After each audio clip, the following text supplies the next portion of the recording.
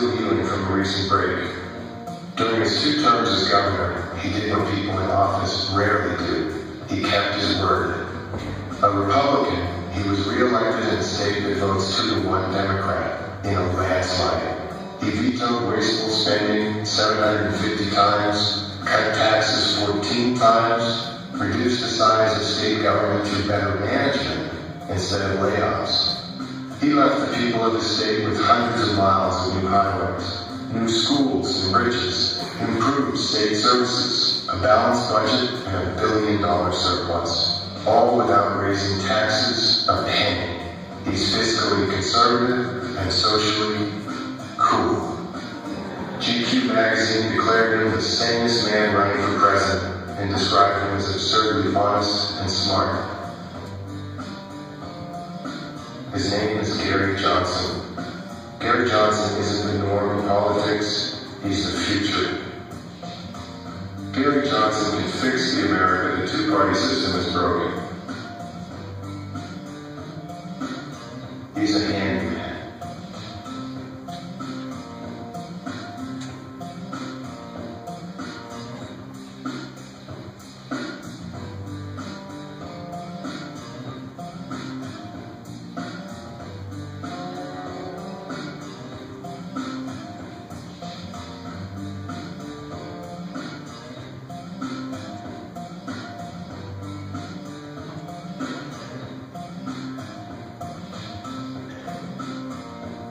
Somewhere between 900 and 1,000 military bases or reservations all around the world. That's an expensive proposition, folks. Now look, we're not isolationists under any circumstances. We believe that we need a strong military, and we certainly believe we need it for our defense. So, if some of these military bases are necessary for our security and our defense, terrific. Keep them there. In fact, I say reinforce them. But I also say, virtually without fear of contradiction, at least 80% of those, 800 of those bases could be closed, bring our troops back home so that we can spend that money in Illinois or New Jersey or Nebraska or Oregon or wherever, instead of these other parts around the world. It could happen. It could happen in Governor Gary Johnson.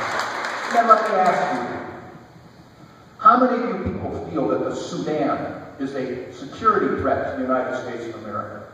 How about Yemen? How about Somalia? We have troops fighting in those areas right now.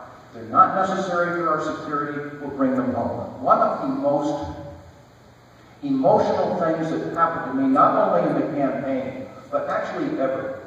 I was at Stanford University about a month before the November election. And after my presentation, this young man came up to me, he's probably maybe 6'4", good-looking guy, wearing a suit coat, and on his lapel he had a Purple Heart and a Bronze Star. I said, "Soldier, where did you serve?" He said, "Sir, I was in the Marines in the Gulf War." And then he looked at me and said, "Judge Gray, we in the military will go where we are ordered, and we will serve, and many times we will sacrifice, and some of us will die.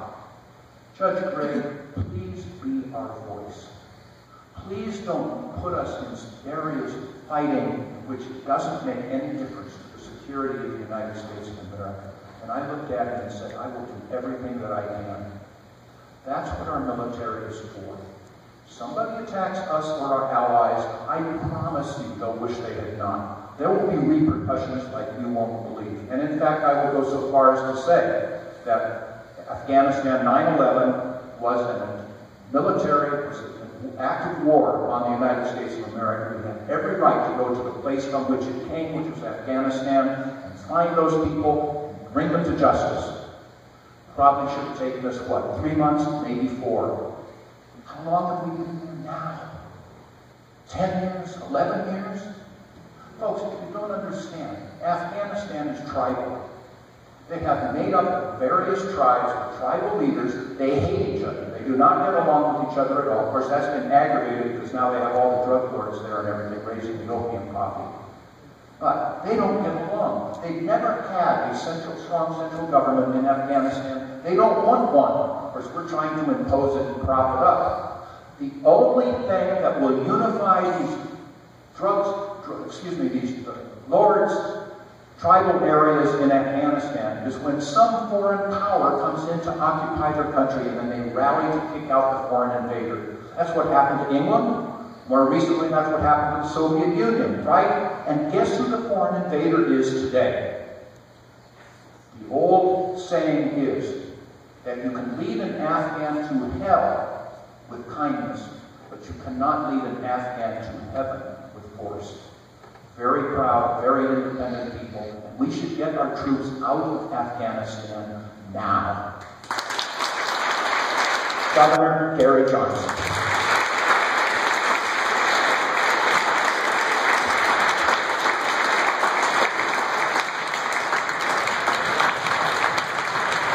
Thank you very much.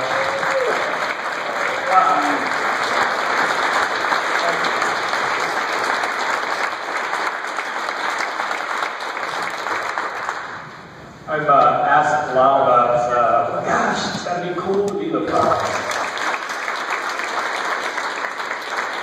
I got excluded from the Republican side of the debate, but my message was the same.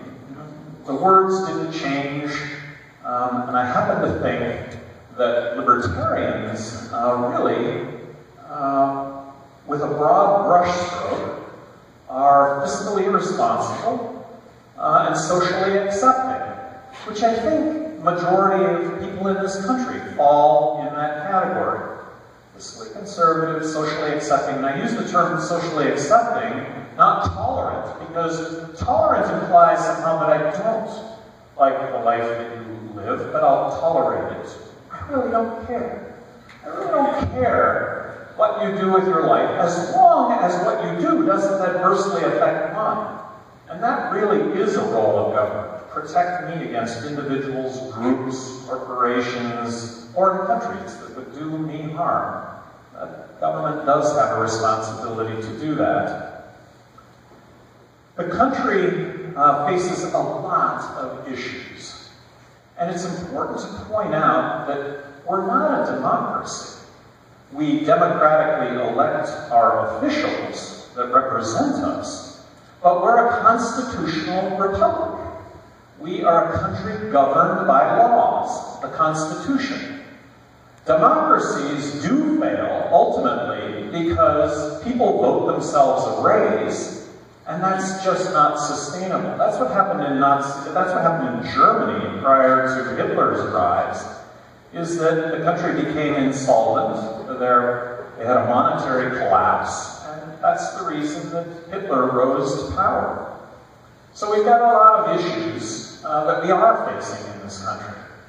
I think you could start off with education. I mean, education really is the root of solution to everything. I mean, the better we're educated, the better we are as a population, as individuals.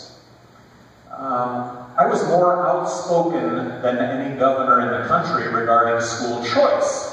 I really believe that to improve public education, we need to bring competition to public education. I really believe that. It's an exciting notion to me. You know, why do we have bricks and mortar at all for K through 12? Well, maybe for some people that would work, but maybe for others it won't. You're probably all familiar with the Khan Academy.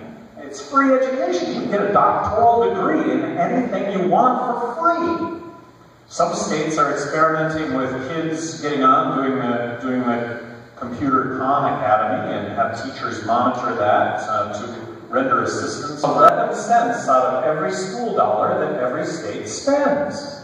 But it comes with 16 cents worth of strings attached. Federal government says, here's 11 cents, but you need to do A, B, C, D, E, F, and G. And to do all those things, it costs the state 16 cents. So the state has to listen to what the federal government wants, the state government has to deliver on what the federal government wants, and it actually costs a nickel for every state out of every dollar that the state spends on education to comply with the federal government. If there were no Federal Department of Education, which by the way was established under Jimmy Carter in 1979, tell me anything that has been value-added from the Federal Department of Education since 1979. Tell me any statistic that has improved since we've had a Federal Department of Education. So give it up to the states, 50 laboratories of innovation and best practice, what the founders envisioned with the 50 states. And that's exactly what you'll have. You'll have some fabulous success that'll get emulated by other states. You'll also have some horrible failure that will get avoided because we're so competitive. But that's a model that we could really genuinely see improvement in this country. Right now, front and center is gun control. If there's one resolution that I made after Aurora, it was that I was going to get my concealed carry permit, something that I actually got to sign into law in New Mexico, that I personally might be able to be in a situation where I might be able to bring an end to something like that. And we are a constitutional republic. We're a country governed by the United States Constitution. And I don't know how the Second Amendment could be any clearer. Nobody wants to hear that guns, if people would have been able to carry guns, would have carry guns on airplanes, that would have brought an end to 9/11. 9/11 wouldn't have happened. When I was governor of New Mexico, Columbine happened. And, the outcry was, well, what do you do? How does government, what can government do to prevent something like this from ever happening again? The only thing I can think of, and we have a question and answer and comment section here at the end. Tell me if you can think of something better than this, but I do have the solution. It's just that, this is as governor I'm talking about, I do have the solution, but nobody wants to hear it. And that would be to have the government mandate that teachers have guns in their desks. And if nobody wants to hear it, but that is the solution for at least making a lot of these lessening a lot of these tragedies. Nobody wants to hear that. And what would it be like to have a president that would veto legislation? Well, I would have never signed the National Defense Authorization Act, which allows you and I, as U.S. citizens, to be arrested and detained without being charged. I wouldn't have signed it.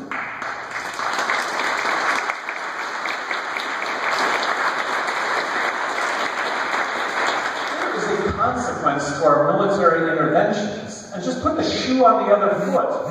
If there were a country occupying ours and we were incurring casualties, if your friends or your family or your co-workers were getting killed by the occupying country, I dare say that you would take a blood oath to get revenge against that country that was doing that. I mean, really, isn't that what happened in the Revolution with the British? So put the shoe on the other foot. This is what's happening. Let's just assume that we are getting the bad guys. Well, we're not just getting the bad guys. There are unintended casualties that go along with getting the bad guys, and I think that's why the world right now just wants to hold the U.S. at arm's length. And foreign aid. We think that foreign aid is about food and medicine for those that are needy in other countries. Foreign aid is just propping up despots in other countries. It's crony capital. It's Karzai and his brother. Billions of dollars. They're as corrupt as any government that's ever walked. And she said, it was one of her best press releases. Was it one of the 28 times that Johnson said not to use drugs? Or was it one of the 18 times where he said, half of you statistically have done drugs or will do drugs. I don't want you to end up in jail for doing that. Unless, of course, you put another person in harm's way or do harm to somebody else. I mean, that's really the caveat. Marijuana legalization. Colorado voted to legalize marijuana. The state of Washington voted to legalize marijuana. Wow! These are the first two dominoes that are going to fall. In the state of Washington, I endorsed the referendum to legalize marijuana. But in Washington, one of the caveats was that if in Washington state you test positive for marijuana, you will be charged with driving under the influence. And fact is, you can test positive for marijuana and not be impaired. That's one of the big issues that's out there, is the issue of impairment, establishing impairment. I have smoked marijuana in my life. I found it as a much safer alternative than alcohol. May not be the case for you, but this is what I found. And in my own life, what I found was that as much marijuana as I ever smoked, and I should have never gotten behind the wheel of a car, but I did, and it was a different time. But getting behind the wheel of a car, having smoked marijuana, I was always driving between the lines. I was always driving the speed limit, because anything lower I might get picked up, anything higher I might get picked up. And although I may not have known where I was, I knew that if I kept driving, it would come to me, and it always came to me. So, Steve Jobs, talking about other drugs, Steve Jobs said LSD was one of his great inspirations, that without LSD he wouldn't be the human being that he was. Well, what's that all about? I happen to think that 90% of the drug problem is prohibition-related, not use-related. That's not to discount the problems with use and abuse, but that should be the focus. So using LSD as an example, in the mid-60s, a visual dose of window pane acid was half the size of your little fingernail. And that was the visual dose. Well, in the mid-60s, because of prohibition, there were people consuming sheets of window pane acid. Sheets. And they thought they could fly, and they jumped out of windows and died. And that's a prohibition phenomenon. That's not the phenomenon of controlling it, regulating it, quality, quantity known, as opposed to quality, quantity unknown. When I was governor of New Mexico, judges in Portland, Oregon wanted to meet with me. I really didn't know how this was going to go, but showed up. There were 6 judges, and what they said was, hey man, we agree completely with what it is you're saying. We think you're right on, and we would like to share with you a story here that maybe you can pass on to others, that others might better understand the drug issue. They said that methamphetamine is really a horrible drug. People that do methamphetamine have their behavior altered and do bad things. They said, we're not suggesting the following, but if cocaine were legal, these people would be using cocaine and not methamphetamine without the negative consequence. Methamphetamine, and this is the judges talking, methamphetamine is the best example we can think of a prohibition drug. Wouldn't exist but for prohibition, because it's cheap and it's easy to make, and the consequences fall disparagingly on the poor. Back to them talking about cocaine, how about the government telling them the truth? The truth being is that, all right, when it comes to cocaine, you use cocaine, you're probably going to find it to be a very pleasant experience. You're not going to really have your behavior all altered, other than you're going to feel really good. But if you use cocaine, you're literally going to put holes in your heart. You're going to die of a heart attack with repeated cocaine use. Whitney Houston is really a typical example of somebody who uses cocaine their entire lives. I mean, it's a great example. Really, the boogeyman out there is prohibition. That's 90% of the problem. Last story, a publisher of a major newspaper in the United States, he said, this was when I was governor, he said, I smoked pot when I was in college, and I walked into a grocery store, and the pictures of the roaches on the roach elimination cans, they came alive, and you want to legalize this stuff? And I said, you're making my point exactly. You smoked some LSD weed, and you just wanted some beer weed. Back to prohibition and labeling, quality, quantity, known. Monetary policy is the Federal Reserve printing money. Do you realize right now that the Federal Reserve is buying up $85 billion a month in securities? And I'm talking now about stocks, I'm talking about bonds, I'm talking about mortgage-backed securities, I'm talking about U.S. Treasuries, debt. They're buying up our own debt to the tune of 30 cents out of every dollar that we're spending. It's not sustainable. Over the short term, this may be a party for another couple of years. Short term. Long term, there is no way we're going to avoid the consequence of a monetary collapse. And very simply, a monetary collapse is when the money you have doesn't buy a thing because of the inflation that goes along with it. And contrary to what the government says, that there's no inflation, look, we see it every single day. I bought a can of wood sealer the other day that 3 years ago in the same store cost me $32. It was $44 just 3 years ago.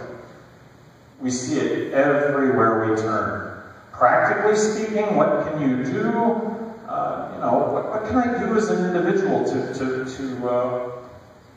what is eventually going to happen? Well, practically speaking, if there's anything that you are looking to buy, automobile, home improvement, whatever it is, buy it now, because it'll never be cheaper. And up to the point of monetary collapse, and that's going to be an ugly scene, and we're not going to avoid it unless we actually balance the federal budget. And that is something that I advocate, is balancing the federal budget, which means wow, congratulations. I think that it is a constitutionally guaranteed right. There are 1,100 laws on the federal books that give advantage to heterosexual couples married. If there was marriage equality, that's really the biggest issue of all, is the government that grants advantage to heterosexual couples as opposed to same-sex couples that have been together and one of them dies. Well, there's no non-tax for inheritance. There's 1,100 reasons where same-sex couples are discriminated against in our laws. I also support and believe that an abortion, difficult issue. I mean, really, what a divisive issue. And I respect those that are pro-life. I absolutely appreciate that. I think that the way that you affect other people's lives is to live your life by example, and that's how you affect other people's lives. But personally, I absolutely believe that when it comes to abortion, that it is the woman herself that should be left to choose. I fundamentally believe that as difficult as this issue is, was slipped into the appropriations bill, which gives immunity to Monsanto from being prosecuted for products that it produces. That's like the worst of politics, the absolute worst. I guess the good news is that it goes away after September because it's now been identified and it did happen. GMOs, food labeling, absolutely. I have celiac disease. I'm allergic, I don't want to say allergic. Gluten is poison for me. And without food labeling, I can't eat safely. And by the way, gluten intolerance, celiac disease is the largest or number one undiagnosed disease in the world. There are people in this room that have celiac disease that don't know it.